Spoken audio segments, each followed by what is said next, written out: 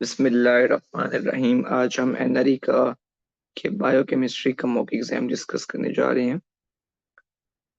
काफ़ी MCQs repeated हैं जो कि हमें पहले कर चुके हैं। पेशेंट है, एब्डोमिनल पेन के साथ आई है, डायरिया है और वेट लॉस है। Serum somatostatin level mile elevated है। फर्दर एवेल्युएशन पे बाइलरी स्टोन्स आए हैं। अब आपको एक बात बता दें, जो गॉल ब्लैडर होता है ना, बेसिकली इसकी कॉन्ट्रैक्शन कौन सा हार्मोन कराता है? कोलिसिस्टोकाइनिन। कोलिसिस्टोकाइनिन के 3 काम होते हैं। एक गॉल ब्लैडर की कॉन्ट्रैक्शन कराना, एक दूसरा काम क्या होता है, पैंक्रियाटिक सिक्रीशंस कराना, और तीसरा गैस्ट्रिक मोटिलिटी जो होती है उसको कम करना। ठीक है, इसलिए जब आप चिकनाई वाली चीजें खाते हैं तो कोलिसिस्टोकाइन रिलीज होता है, तो बंदा कहता है वो खाना खाया, भूख ही खत्म हो गई, सटाइटिस सेंटर स्टिमुलेट हो जाते हैं। ग्लूकागोन लाइक पेप्टाइड को भी रिलीज करवाता है। तो ये आपको कोलिसिस्टोकाइन के काम पता होने चाहिए। अब कोलिसिस्टोकाइन रिलीज कब होता है? जब आप खाना खाते हैं, ओरल इनटेक जब होता है, मुंह से कुछ खा रहे हैं। जिन मरीजों को आप आईवी फ्लूइड्स पे रखते हैं वार्ड्स के अंदर, आपने देखा होगा कुछ दिन बाद मरीज कहते हैं, तकरीबन 10-15 दिन के बाद, डॉक्टर साहब मेरे ना राइट हाइपोकॉन्ड्रियम में पेन स्टार्ट हो गया। आप बड़े हैरान होते हैं, आप अल्ट्रासाउंड कराते हैं, अल्ट्रासाउंड वाले कहते हैं जी डॉक्टर साहब ये एक कैलकुलस गॉल ब्लैडर है या कोलिसिस्टाइटिस है। तो ये वजह क्या होती है? या बाज़ औक़ात कैलकुलस गॉल ब्लैडर हो गया है, गॉल स्टोन्स बन गए, स्टेसिस हो रहा है बीच में। तो आपसे कंसल्टेंट पूछता है कि क्या वजह है, क्यों कोलिसिस्टिस हो रहा है? तो आपने बताना है कि बेसिकली ओरल इनटेक जब कम होगा तो कोलिसिस्टोकाइन रिलीज नहीं होगा। पेशेंट को ये कंप्लेन सारी डिक्रीज कोलिसिस्टोकाइन की वजह से गॉल स्टोन्स भी बन सकते हैं। फिर इसी तरह ये पेशेंट को एब्डोमिनल पेन, डायरिया और वेट लॉस, ये भी डायरिया जाहिर सी बात है, पैंक्रियाटिक सिक्रीशन नहीं होगी तो डायरिया भी हो सकता है। ठीक है। What is the target level of HbA1c in 21 years old diabetic में? वैसे हम लोग अक्सर कहते हैं 5.6 to 6.5, तो लेस देन 5 तो नहीं काउंट, बल्कि less than 7 is the right answer. Patient है, फीवर है, उसके साथ depression, constipation. 2 months back she had flu like symptoms, उसके बाद उसको heat intolerance, diarrhoea, weight loss. और अब मतलब हुआ क्या है कि पेशेंट को फ्लू है, फ्लू के बाद पेशेंट को हाइपरथायराइड के सिम्टम्स आए हैं, जिसमें ये डायरिया हो गया। ठीक है, पेशेंट को इंटॉलरेंस हो गई, वेट लॉस हो गया, फिर पेशेंट को हाइपो के आ गए। तो ये टिपिकल होता है। इसमें जब आप थायराइड को पल्पेट भी करते हैं तो ये टेंडर होता है, इसको डीक्यूबिन थायराइडाइटिस कहते हैं। और एक बात तो आपने इतनी याद कर ली होनी अभी तक, कि जितने भी थायराइडाइटिस होते हैं ना, इनमें शुरू में हाइपरथायराइड पिक्चर आती है, बाद में मरीज हाइपोथायराइड हो जाता है। तो डीक्यूबिन इज द राइट आंसर इधर।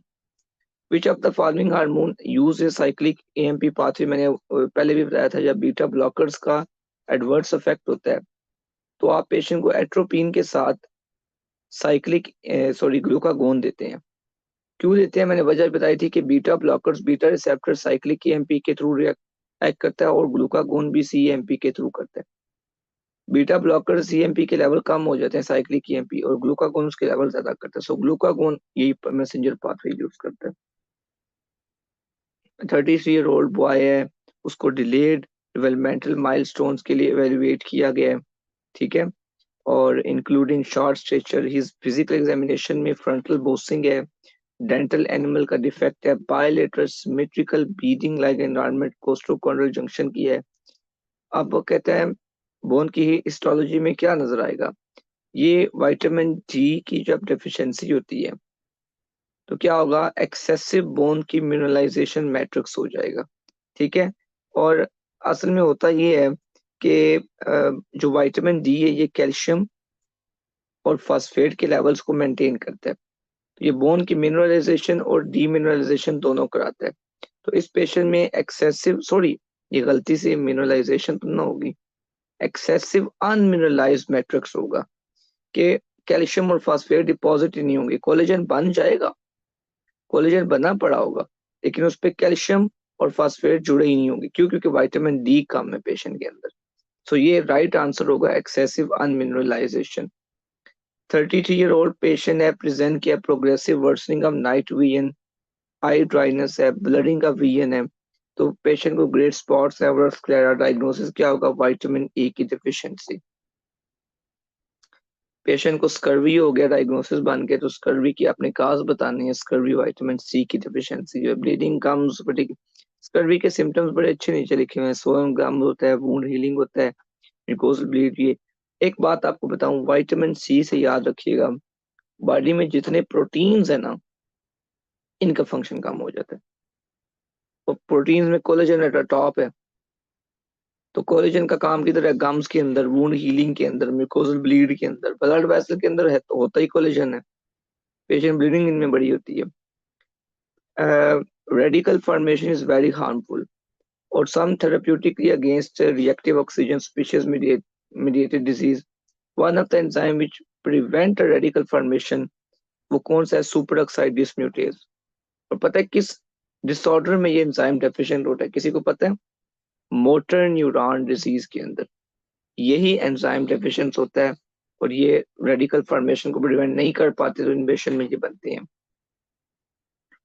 Mottling teeth is caused by excessive of which component? दांतों का कोई भी मसला है तो टूथपेस्ट के इश्तिहार भी आते हैं, फ्लोराइड की वजह से होते हैं। पेशेंट है वेजिटेरियन है, ठीक है, pain in the muscles, weak bones, repeated infections, delayed wound healing, उसको प्राइमरी माइक्रोन्यूट्रिएंट की डेफिशिएंसी है जो कि मिनिमली स्टोर होता है बॉडी में और कंज्यूम्ड रेगुलरली होना चाहिए। तो कौन सा डेफिशिएंट है? अगर एक पेशेंट की बोन्स भी कम है, मसल्स भी कम है, तो मुझे एक बात बताएं, इन सब में क्या होता है? प्रोटीन। ठीक है, तो प्रोटीन डेफिशिएंसी है तो लाइकली वुंड हीलिंग में भी प्रोटीन इन्वॉल्व है, प्रोटीन ही डेफिशिएंट है उसके। एलडीएच में कौन सा कंटेन होता है? Vitamin sorry apo बी100। बी48 किस में होता है? एनीवन? काइलोमाइक्रॉन्स। गुड। आफ्टर इलिएक्टोमी विटामिन कौन सा चाहिए होगा? बी12, क्योंकि यहाँ पे क्या होता है? इंट्रिंसिक फैक्टर के साथ बी12 एब्सॉर्ब। इलियम में कौन सा डिजीज वैसे इन्वॉल्व होता है? एनीवन? आजकल मेरा एक पेशेंट भी है, टीबी, इंटेस्टाइनल टीबी हो गया, क्रोन्स डिजीज हो गया, और एनीवन? स्मॉल बाउल डिसेक्शन हो गया, और एक पैरासाइट होता है, किसी को नाम उसको पता है? डायफाइलोब्रोथियम। What is the most important cofactor for a transamination vitamin B6? 16-year-old lady took medicine for acne. She developed arthralgia, dry skin and scaling. Patient को हेपेटोस्प्लिनोमेगैली है, तो किस मेडिकेशन की वजह से ये टॉक्सिसिटी होगी? विटामिन ए की वजह से। क्या क्या मसला है? आर्थ्रेल्जिया, ड्राई स्किन, ठीक है, और हेपेटोस्प्लिनोमेगैली। तो ये विटामिन ए की वजह से पेशेंट को हो रहा है। और विटामिन ए की वजह से एक ब्रेन में कंडीशन आती है जिसको स्यूडो ट्यूमर कहते हैं। ये नॉर्मल प्रेशर हाइड्रोकेफलस करवाता है। इसमें तीन चीजें होती हैं। पेशेंट वेट होता है, मतलब कि यूरिनरी कंप्लेन्स होती हैं। पेशेंट के लोअर लिम्स के अंदर एटेक्सिया होता है और पेशेंट को डिमेंशिया होता है। तीन चीजें होती हैं। सूडो ट्यूमर लिखा हुआ नीचे, सेरिब्राई भी करते हैं। Which of the following vitamin provide cofactor for hydroxylation? तो विटामिन सी होता है। The cofactor required to convert carbs को into amino acids के अंदर ये बायोटीन होता है, B7। विटामिन के हवाले से मैं अक्सर कहता हूँ, निमोनिक होता है टॉर्न, TRN। थायामीन, टर्न से क्या है? टर्न से याद रखें B1, B2, B3। TRN turn पहले लिखें। थायामीन B1 होता है, राइबोफ्लेविन B2 होता है, नियासिन B4 3 होता है। तो B1 थायामीन में क्या होता है? Berry berry. B2 में क्या होता है? चिलोसिस या कॉर्नियल वेस्कुलराइजेशन के मसले होते हैं। B3 नियासिन में प्लेग्रा होता है, ठीक है। फिर इसी तरह B5 जो होता है पेंटोथेनिक एसिड को फैक्टर ए का पैक करते हैं। B6 जो होता है वो न्यूरोपैथी से होती है। कौन सी ड्रग कराती है? आइसोनियाजिड। B7 जो होता है वो बायोटिन होता है, ये कार्बोक्सिलेशन के स्टेप्स में इन्वॉल्व होता है। जिस तरह हाइपोग्लाइसीमिया सीवियर होता है, इसकी वजह से क्योंकि ये कार्बोहाइड्रेट्स को कन्वर्ट करता है अमाइनो एसिड्स में, या अमाइनो एसिड्स को कार्बोहाइड्रेट में कन्वर्ट करता है, ये भी आप कह सकते हैं। फर्स्ट स्टेप ऑफ ग्लूकोनेजेंसिस में विटामिन B7 इन्वॉल्व होता है, और रॉ एग्स खाने से इसकी डेफिशिएंसी होती है। Which of the following is defective in Marfan syndrome, fibrillin protein? Which of the following is the non essential amino acid? Essential नहीं बल्कि नॉन, तो वो कौन सा? ग्लाइसिन है।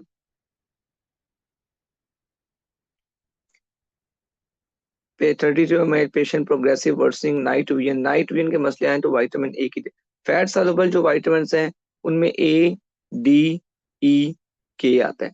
ए जो होता है वो नाइट विजन के मसले करवाता है, डी से बोन्स के इशू होते हैं, ई से सेरिबेलर लीजन्स होते हैं क्योंकि एंटीऑक्सीडेंट है तो ब्रेन को इन्वॉल्व करता है, और के से क्लॉटिंग फैक्टर्स के इशू होते हैं।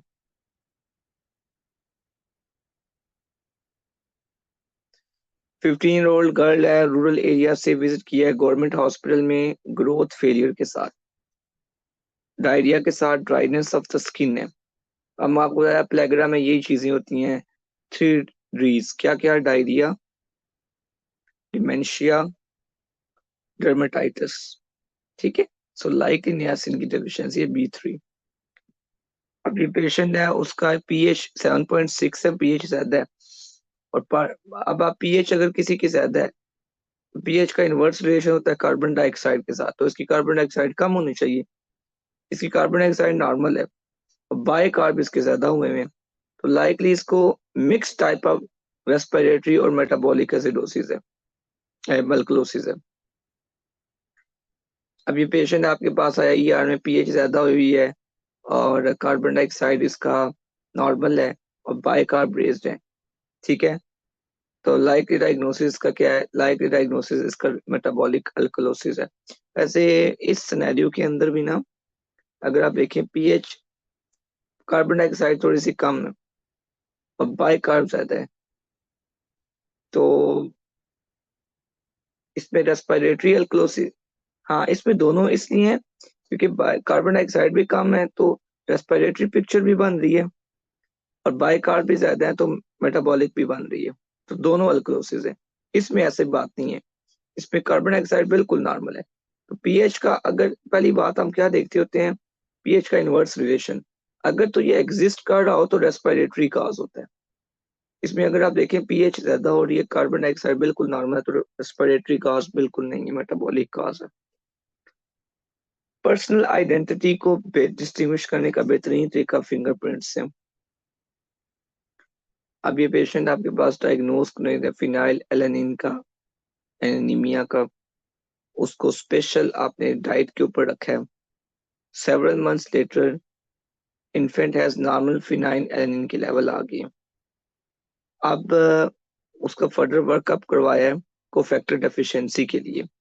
विच of the following enzyme deficient होगा? तो ये डायहाइड्रो बायोप्ट्रिन रिडक्टेज आपको याद होना चाहिए कि ये फिनाइल एलेनिन के साथ इसकी, ये कोफैक्टर है, विटामिन B6 या आई थिंक सो यूज करता है, ये कोफैक्टर डेफिशिएंट हो सकता है, dihydrobiopterin reductase। Which of the following amino acid can be made by the body? मतलब कि नॉन असेंशियल है, और टायरोसिन है, बॉडी खुद बना सकती है टायरोसिन। पेशेंट को स्कर्वी हो गया तो विटामिन C की डेफिशिएंसी रिपीट हो रहा है, वही डर्मेटाइटिस वाला सिनेरियो प्लेगरा का आया हुआ है। नाइट विजन के साथ मसले हैं तो विटामिन A की डेफिशिएंसी होगी। रेस्टिंग मेम्ब्रेन पोटेंशियल सेल का माइनस में होता है, -90 to -70, और ये सोडियम पोटाशियम एटीपेस पंप के साथ को की वजह से होता है, याद रखिएगा। ये पेशेंट में कहता है कि राइट साइड का प्रोकॉर्डेंट pain, yellow colour eyes and jaundiced है, low grade feeling, swelling of legs और डार्क कलर यूरिन आ रहा है, तो इसमें कौन सा एंजाइम रेज होंगे? इसको हेपेटाइटिस हुआ हुआ है तो ALP AST ज्यादा रेज्ड होंगे इस पेशेंट में। आर्टीरियल स्मूथ मसल्स के अंदर सोर्स ऑफ लिपिड क्या होता है? ठीक है, source of lipid arterial smooth muscle LDL। ठीक है, और ये फोम सेल्स होते हैं बेसिकली, उनमें LDL पड़ा होता है। अब ये पेशेंट है uneven herniatomia, you are asked to write his fluids level, electrolytes, what should be taken into intake while taking the calculating the fluid electrolytes? Patient का वेट, मार्बन सिंड्रोम फिब्रिलिन 1 की डिफिशियंसी की वजह से होता है। द को फैक्टर जो कि कार्ब्स को अमाइनो एसिड में कन्वर्ट करता है वो बायोटिन होता है।